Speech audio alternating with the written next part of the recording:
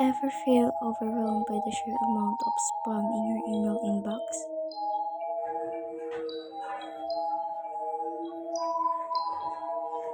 Ano ba yan? Ang bagal maglaan ng phone ko. Wala man ako ibang app.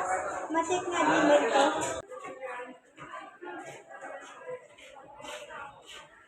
Nakakainis naman. Ang dami iwanan email sa akin. Parang hindi ko naman alam itong mga ito. Spam emails can be not just annoying, but also dangerous. Ay sus, may ganito pa. Ano ba itong mga ito? Wow, ang laking pera. May tanong kaya kay ate. Buti pala nandito ka. May gusto ko siya makita ng about sa unwanted emails.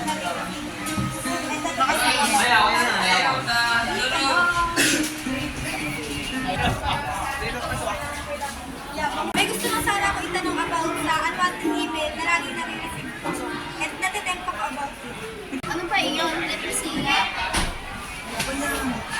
Ito. Sa akin din daw, ganyan. Uy, look oh, ang laki ng pera na ano. Maka-scam lang yan. Totoo kaya yan? Wala. Kaya i-asking me. Kaya nga ako lumapit sa inyo kasi hindi ko alam. Oo nga pala, I'm not sure about it eh. It looks like fine to me and in the matter of fact na ang laki ng inaalok. Try kaya natin mag-login, total pera na yan. Who are we para tanggihan pa? Ayoko ate. It's look dangerous kasi sinong taong mag-aalok ng ganyan, right? Ay nako, sa iba na nga lang magtatanong, lalo ko naman din. These emails often promise unavailable goods or ask for personal information.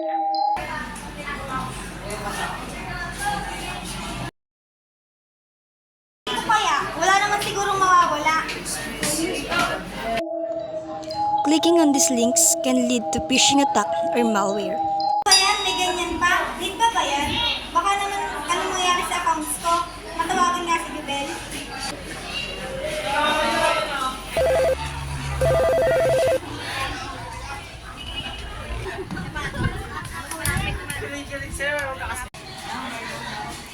Hello Bibel, are you busy? Hindi, tatanong lang sana ako. Meron kasi ako nare-receive ng mga emails. What is the email all about daw? Can I see? Send mo nga sa akin sa messenger. Wait, send ko. Send natin. Familiar siya. Oo nga, familiar siya. Email scam yan. Ginagamit yan minsan ng mga scammer para magloko. O hindi naman kaya ay by the email. Maaaring napasukan ng malware na post mo. Kailangan na ba ang personal detail or like username or account? Hindi pa, malapit pa lang. Kaya ako tumawag to make sure. Good to know. Huwag kang mag-login sa ganyan. Never share personal details or financial information. In response to unsolicited emails, what's really dangerous. Hindi lang andyan ka. Baka naging victims na rin ako ng scams na yan. Ganun pala ang email scams. You're welcome. Para ma-stop yung pag-receive mo ng ganyang email, try mo mag-use ng email filter or spam folder. By that, malalaman mo kung totoo siya or hindi. And huwag ka agad maniwala, lalo na pag suspicious siya, like mag-aalok siya ng magandang goods or pera. Sure, I will. Gagamit na ako ng phone natin. Thank you, Bibel. By staying alert and keeping your inbox under control, you can avoid the annoyance of spam and getting scammed.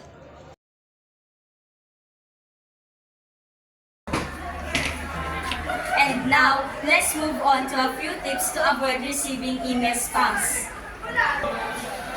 Many email programs offer free-to-day to block specific address or only allows emails from a contact, such as Gmail app, and it has a spam filter. Be a mindful user to avoid spam, use email filters, report unwanted messages, and be cautious with sharing your email address.